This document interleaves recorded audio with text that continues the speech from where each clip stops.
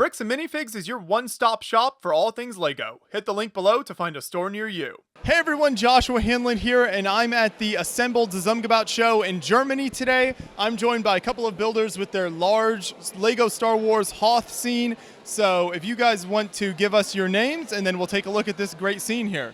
My name is Anton, and My name is Benja. And what can you tell us about this scene here? it actually all started with the UCS 80AT. We wanted to make like a small display, and then it got bigger and bigger. So here are actually a lot of Lego sets, but I modded nearly every single one of them.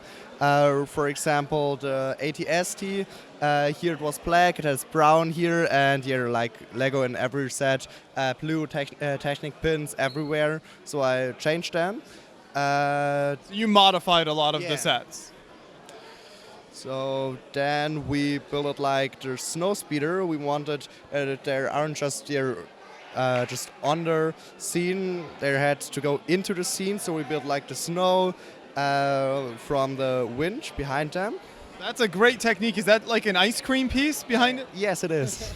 We also use them for the small explosions and for the rockets, starting from the rocket launcher. Yeah. One of my favorite little details is the droid that came out and left a trail in the snow. Here it's like a programmed mouse droid with a thermal detonator. So he just drives into the Imperium and just let them explode. We used 1x2 tiles with one knob, so there isn't like a smoother area, not just like hard edges. Yeah. And what can you tell us about the crashed ship over there? Yeah, we wanted to make also like some air vehicles, because in Star Wars Battlefront you could also make an air fight, and we thought it would be really cool. So we just built a crashed TIE fighter. It's the 50 bucks TIE fighter from I think last year.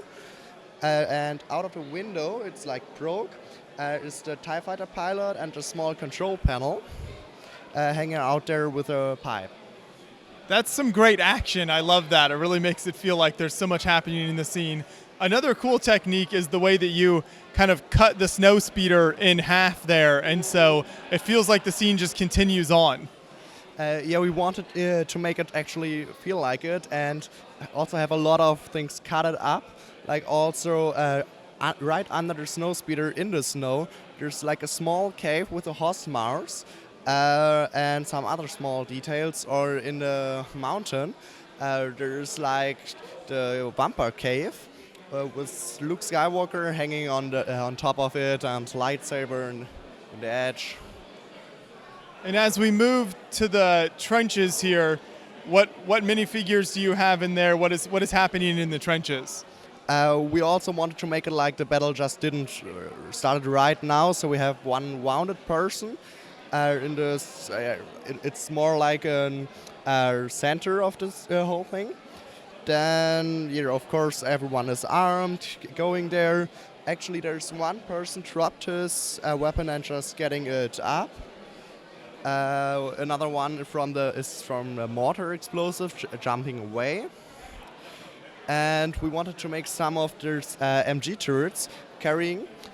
So there's like a cutted thing. Yeah. No, that's great work there. Then, of course, you have the mountain. But before we get to that, I love the explosion technique on the turret over there. What pieces did you guys use for that? Thanks. We actually used like this rock piece from two pieces, but in orange, and like this shoulder bolsters from a Nexonites monster. These are the main parts, of course. Some 1x1 G-slopes, etc. And some of these hero jumpers to like let those parts being pushed away and not straight. And then for the mountain itself, you've got tons of slope pieces there, Yeah. kind of creating that effect as it comes down the side of the mountain. Yeah, so it was really hard. It kind of looks a bit cloudy, but we gave our best, and yeah, I think it came out pretty well. Well, fantastic. We can walk around to the other side and see kind of some of the other details, and as we go into the interior of the mountain. So what can you tell us about some of the inside here? Yes, here is the weapon room with weapons. And here's the toilet. Very important. Yes, of course. Here the central that we make from Battlefront. The room for droids to loading up or to was? Repair them. The sleeping room, the Medi station, the Heizungsraum. Power station or something here? I don't know in English. Like the Heath station. Yeah. The reactor of the station and the rooms for the towns. So all sorts of fun details in here. That's really cool. But then, of course, tons of action happening out here. So what all ships do you have represented out here? Yes, here we have the R-Wing. He fixed the motor in and the weapons were reloading. Yes, here are the transport of the wiring. Here's the other wiring. Yes. So kind of all the different parts being moved around. Yes. Here in the sleep room is also a piano in the background, the right background. Yes. Very nice, very nice.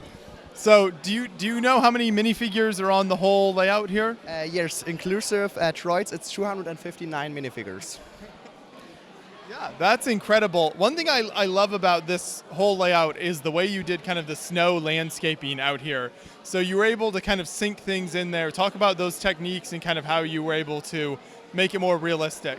Well, we first wanted to not make it like a whole complete a trench, so we make like an area where snow went into it, and so it's more realistic. We built a crater in front of it, and there's also a small head of them.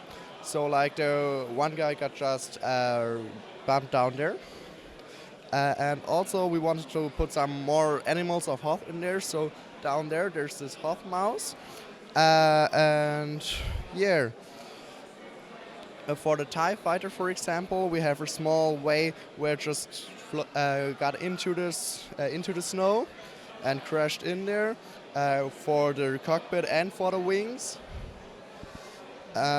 We also watched a lot of view videos also from other Hoth marks, and everyone else, or mostly everyone else, had only knobs. So we want to make it really flat and use the knobs only for footprints. That's a really great detail, and it kind of adds that lifelike, look in the snow with leaving the footprints behind. That's really cool. So this whole layout is pretty big. Do you know how long the whole thing is? I think it's 1.78 meter. I don't know it in foot. No, that's very long. When you bring this to a show, what does it take for you guys to set this all up? We needed 3 hours, but we also looked at a lot of other marks. So I think if we build it actively, we could finish it in 1 hour. Okay. It's pretty simple. It's just a normal Lego light, and there's one plate, a brick, and a plate. And this one brick is the space where the wires go. So there's just 2x4 plates into the roof with 3 holes from Lego Technic, so we could put the wires in. What kind of lighting did you use? What brand was the lighting? It was just normal Lego lighting. It's yeah. Very nice. Yeah, it really helps you see a lot of the details underneath there.